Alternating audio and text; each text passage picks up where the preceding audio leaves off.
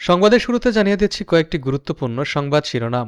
ভয়ঙ্কর সব হামলাতেও দমেনি ইরান, উল্টো ট্রাম্পকে পিছু হটার পরামর্শ উপদেষ্টাদের। এদিকে যুদ্ধের মাঠে যুক্তরাষ্ট্র, ইসরায়েল, ইরান, জয়ী রাশিয়া। জানাবো শিয়া সুন্নি বিরোধ নয়, মুসলিম বিশ্বের ঐক্য চাই, বলছে মুফতি তাকি উসমানী। এদিকে প্রস্তাব নাকচ করে ইরানের হুমকি, কি করবে ভেবে পাচ্ছে না যুক্তরাষ্ট্র। থাকছে ইরানকে সতর্ক করলেন এরদোগান, এবং সর্বশেষ থাকবে মধ্যপ্রাচ্যের আরেক দেশে পড়ল ইরানি ড্রোন। ইরানের সাম্প্রতিক হামলার প্রেক্ষাপটে মুসলিম বিশ্বকে বিভেদ ভুলে ঐক্যবদ্ধ হওয়ার আহ্বান জানিয়েছেন বিশ্ববিখ্যাত ইসলামী স্কলার ও পাকিস্তানের বরেণ্য আলেম মুফতি তাকি উসমানী।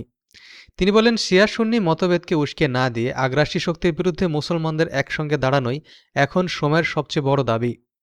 সম্প্রতি পাকিস্তানের দারুল উলুম করাচিতে দেওয়া এক বক্তব্যে তিনি বলেন, ইরানের অধিকাংশ মানুষ শিয়া মতের অনুসারী হলেও এই মুহূর্তে মতপার্থক্য সামনে আনা উচিত নয়। তার মতে কোন সময়ে কোন কথা বলা উচিত সেটিও বিবেচনায় রাখতে হবে। এখন কি সেই সময় যখন শিয়া সুন্নি বিরোধ উস্কে দেওয়া হবে? তিনি আরও বলেন, যুক্তরাষ্ট্র ইসরায়েল ইরানে হামলা করেছে আকিদাগত মতভেদের কারণে নয়, বরং ইরানের নেতা মুসলিম বিশ্বের একজন প্রতিনিধি হিসেবে বিবেচিত হওয়ায় তাকে লক্ষ্যবস্তু করা হয়েছে। এ কারণে ইরানের জনগণ যে প্রতিরোধ গড়ে তুলেছে তা বিবেচনায় তাদের পাশে দাঁড়ানো উচিত বলে মন্তব্য করেন তিনি। মুফতি তাকি উসমানী মার্কিন প্রেসিডেন্ট ডোনাল্ড ট্রাম্প এর নীতির উপর তীব্র সমালোচনা করেন। তার ভাষায়, বর্তমানে এমন এক ধরনের বৈশ্বিক গুন্ডামি শুরু হয়েছে যেখানে শক্তিশালী রাষ্ট্রগুলো যখন ইচ্ছা তখন অন্য দেশের উপর হামলা চালাচ্ছে এবং আন্তর্জাতিক আইন বা নৈতিকতার তোয়াক্কা করছে না। তিনি অভিযোগ করেন, আলোচনার প্রক্রিয়া চলার মধ্যে যুক্তরাষ্ট্র ও ইসরায়েল ইরানের উপর হামলা চালিয়েছে, এর ফলে মুসলিম বিশ্ব একটি ভয়াবহ ফিতনার মুখোমুখি হয়েছে বলে উল্লেখ করেন তিনি। ইরানের নতুন নেতৃত্ব নির্ধারণের বিষয়ে বিদেশি হস্তক্ষেপের সমালোচনা করে তিনি বলেন, কোনো দেশের অভ্যন্তরীণ বিষয়ে বাইরের শক্তির হস্তক্ষেপ গ্রহণযোগ্য নয়। মুসলিম উম্মাহর উদ্দেশ্যে তিনি বলেন, এই সময়ে আমাদের সবচেয়ে বেশি প্রয়োজন দোয়া ও ঐক্য। মুসলমানরা যদি এক হয়ে যায় তাহলে কোনো শক্তি তাদের ক্ষতি করতে পারবে না।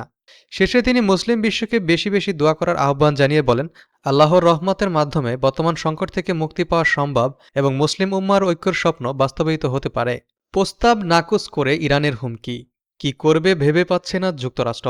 ইরান আরও শক্তিশালী ক্ষেপণাস্ত্র ব্যবহারের ঘোষণা দিয়েছে। সেই সঙ্গে দেশটির Islamic liberalization guard corps IRGC যুক্তরাষ্ট্রের সঙ্গে যে কোনো আলোচনায় বসার প্রস্তাব নাকচ করেছে। এর আগে যুক্তরাষ্ট্রের দাবি নাকচ করে আইআরজিসি বলেছে, ইরানের ক্ষেপণাস্ত্র কর্মসূচি ধ্বংস হয়ে যাওয়ার কথা মিথ্যা। তাদের দাবি, এখন তারা আগের চেয়ে বেশি সংখ্যায় ক্ষেপণাস্ত্র মোতায়েন করছে এবং এসব ক্ষেপণাস্ত্রের ওয়ারহেডের ওজন 1 টনেরও বেশি। এদিকে যুক্তরাষ্ট্রের প্রেসিডেন্ট ডোনাল্ড ট্রাম্প হুঁশিয়ারি দিয়ে বলেছেন, যদি ইরান হরমুজ প্রণালীতে তেলবাহী জাহাজ চলাচল বন্ধ করে তাহলে যুক্তরাষ্ট্র 20 গুণ বেশি কঠোর আঘাত হানবে। তবে এর কয়েক ঘন্টা আগেই তিনি বলেছিলেন, চলমান যুদ্ধ খুব শিগগিরই শেষ হতে পারে। মধ্যপ্রাচ্যের যুক্তরাষ্ট্র ও ইসরায়েলের লক্ষ্যবস্তুতে পাল্টা হামলা চালিয়েছে ইরান। বাহরাইন, কুয়েত, সংযুক্ত আরব আমিরাত ও সৌদি আরবে ইরানের হামলার খবর পাওয়া গেছে। বাহরাইনের রাজধানী মানামায় একজন নিহত হয়েছেন এবং মধ্য ইসরায়েলে আরও 2 জন নিহত হওয়ার খবর পাওয়া গেছে। ইরানের সঙ্গে চলমান সংঘাত দ্রুত শেষ করার দিকে নজর দেওয়ার কথা জানিয়েছে যুক্তরাষ্ট্রের প্রেসিডেন্ট ডোনাল্ড ট্রাম্প। একই সময়ে তার কিছু উপদেষ্টা ব্যক্তিগতভাবে তাকে একটি এক্সিট র্যাম্প বা সম্ভাব্য প্রস্থান পথ খুঁজে দেখার পরামর্শ দিয়েছেন বলে জানা গেছে। সোমবার যুক্তরাষ্ট্রের ফ্লোরিডা অঙ্গরাজ্য সাংবাদিকদের সঙ্গে কথা বলার সময় ট্রাম্প বলেন, সামরিক অভিযানের অধিকাংশ লক্ষ্য ইতিমধ্যে অর্জিত হয়েছে। তিনি বলেন, আমরা নির্ধারিত সময়ের অনেক আগেই এগিয়ে আছি। ট্রাম্পের ধারণা, এই যুদ্ধ খুব শিগগিরই শেষ হয়ে যাবে। তবে ইরানের চলমান সামরিক হামলা কখন শেষ হবে সে বিষয়ে তিনি কোনো নির্দিষ্ট সময়সীমা উল্লেখ করেননি। ইরানের জনগণ যারা বর্তমান শাসনের বিরুদ্ধে বিদ্রোহ করেছেন বলে দাবি করা হচ্ছে, তাদের সহায়তা প্রসঙ্গে প্রশ্ন করা হলে ট্রাম্পের বক্তব্যে বোঝা যায় তিনি দ্রুত যুদ্ধের সমাপ্তি চান। তবে নেতৃত্ব পরিবর্তনের জন্য দীর্ঘমেয়াদী চাপ অব্যাহত রাখার বিষয়ে তিনি ততটা আগ্রহী নন। ট্রাম্প বলেন, আমরা এমন একটি ব্যবস্থা চাই যা বহু বছরের শান্তিপথ খুলে দিতে পারে, আর যদি তা সম্ভব না হয় তাহলে এখনই বিষয়টি শেষ করে ফেলা ভালো। এদিকে ট্রাম্প বলেন, ইরানের নতুন সর্বোচ্চ নেতা হিসেবে নিহত আয়তুল্লাহ খামিনির ছেলে মোস্তফা খামিনিকে নিয়োগ দেয় তিনি হতাশ। তার মতে এই সিদ্ধান্ত ইঙ্গিত দেয় যে তেহরান পিছু হটতে রাজি নয়। ট্রাম্প প্রশাসনে কিছু কর্মকর্তা জানিয়েছেন, তেহরান যদি আঞ্চলিক দেশগুলোর উপর হামলা অব্যাহত রাখে এবং ইসরায়েল যদি ইরানের লক্ষ্যবস্তুতে আঘাত হানতে থাকে তাহলে যুক্তরাষ্ট্রের পক্ষে সহজে এই সংঘাত থেকে সরে আসা কঠিন হবে। এ বিষয়ে ট্রাম্প বলেন, ইরান যদি হরমুজ প্রণালীর মাধ্যমে তেলের প্রবাহ বাধাগ্রস্ত করার চেষ্টা চালায় তাহলে তিনি ইরানের বিরুদ্ধে সামরিক অভিযান চালিয়ে যেতে প্রস্তুত। এই প্রণালীটির বিশ্বের অন্যতম গুরুত্বপূর্ণ তেল পরিবহন পথ। প্রশাসনের এক জ্যেষ্ঠ কর্মকর্তা জানান, যুক্তরাষ্ট্রের সামরিক সুবিধা থাকা অবস্থায় ট্রাম্প সন্তোষজনক বিজয় দাবি করতে না পারা পর্যন্ত যুদ্ধ বন্ধ করবেন না। পরিচিত সূত্রগুলোর মতে, যুক্তরাষ্ট্র ইসরায়েলের ধারাবাহিক যৌথ সামরিক হামলার পরও তেহরান কেন আত্মসমর্পণ করছে না তা নিয়ে ট্রাম্প মাঝে মাঝে বিস্ময় প্রকাশ করছেন। গণহত্যাকারী ইসরায়েল ও তাদের সহযোগী যুক্তরাষ্ট্র যৌথভাবে ইরানে হামলা চালিয়ে পুরো মধ্যপ্রাচ্যে সংঘাতের আগুন জ্বালিয়ে দিয়েছে। এরপর থেকে কঠোর ভাষায় জবাব দিয়ে যাচ্ছে তেহরানও। সরাসরি তেল আবিবে ঝাঁকে ঝাঁকে ক্ষেপণাস্ত্র ড্রোন নিক্ষেপের পাশাপাশি প্রতিশোধমূলক হামলার অংশ হিসেবে উপসাগরীয় দেশগুলোতে অবস্থিত মার্কিন সামরিক ঘাঁটিসহ স্বার্থ সংশ্লিষ্ট স্থাপনায় হামলা করে যাচ্ছে ইসলামী প্রজাতন্ত্রের বাহিনীর সদস্যরা। ওয়াশিংটন ও তেল আবিবের সঙ্গে ইরানের এই অসম যুদ্ধ ১১তম দিনে গড়িয়েছে। এখন পর্যন্ত হামলা বন্ধের কোনো লক্ষণ দেখা যাচ্ছে না। তবে এর মধ্যে রাশিয়া জয়ী হয়েছে বলে মন্তব্য করেছেন ইউরোপীয় কাউন্সিলের প্রেসিডেন্ট অ্যান্তনিও কস্তা। মঙ্গলবার তিনি বলেন, ইরান, ইসরায়েল, আমেরিকার মধ্যকার যুদ্ধে রাশিয়া এখন পর্যন্ত একমাত্র বিজয়ী দেশ। ব্রাসেলসে ইউরোপীয় ইউনিয়নের রাষ্ট্রদূতদের উদ্দেশ্যে দেয়া এক বক্তৃতায় কস্তা বলেন, জ্বালানি তেলের দাম বাড়ার ফলে ইউক্রেনের বিরুদ্ধে যুদ্ধ চালিয়ে যাওয়ার জন্য তারা নতুন সম্পদ বা অর্থ পাচ্ছে। তিনি আরও বলেন, অন্য দেশে যে সামরিক সক্ষমতা বা অস্ত্রশস্ত্র ইউক্রেনকে সহায়তার জন্য পাঠানো যেত, সেগুলো এখন অন্যদিকে ডাইভার্ট বা অপসারিত হওয়ায় রাশিয়া লাভবান হচ্ছে।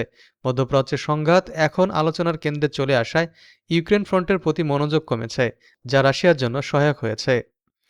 কস্তা আন্তর্জাতিক নিয়মভিত্তিক শৃঙ্খলা রক্ষার উপর জোর দেন, যা তার মতে বর্তমানে যুক্তরাষ্ট্রের কারণে চ্যালেঞ্জের মুখে পড়েছে। তিনি সতর্ক করে বলেন, আমাদের অবশ্যই সংঘাতের আরও বিস্তার এড়াতে হবে।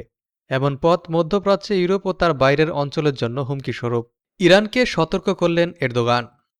তুরস্কের প্রেসিডেন্ট রিসেপ তাইয়েপ এরদোগান ইরানকে সতর্ক করে বলেছেন, তুর্কি আকাশসীমা লঙ্ঘন কোনোভাবেই ন্যায্যতা পেতে পারে না।